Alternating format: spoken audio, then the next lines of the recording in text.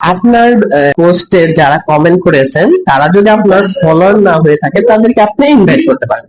কিভাবে ইনভাইট করবেন চলুন দেখে নেওয়া যাক। সর্বপ্রথম আপনি কি করবেন, থ্রি ডটে আপনার প্রোফাইলে থ্রি ডটে ক্লিক করবেন। ক্লিক করে লেখা আছে, দেখবেন নিচে দেখা আছে ইনভাইট পিপল টু কানেক্ট। মানে আপনার পোস্ট, ভিডিও বা কোনো বিষয়ে আপনি পোস্ট করছেন, সেখানে কমেন্ট করছেন, কিন্তু তিনি আপনার ফলোয়ার বা ফ্রেন্ড নয়, কিন্তু কমেন্ট করছেন।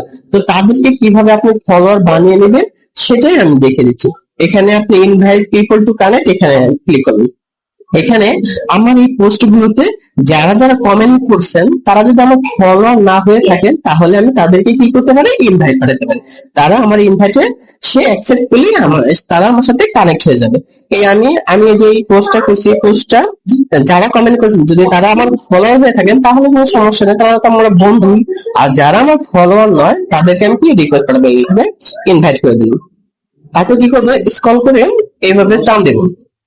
দেখবেন যে আপনার আরো পোস্টে এরকম ইনভাইট চলে আসছে।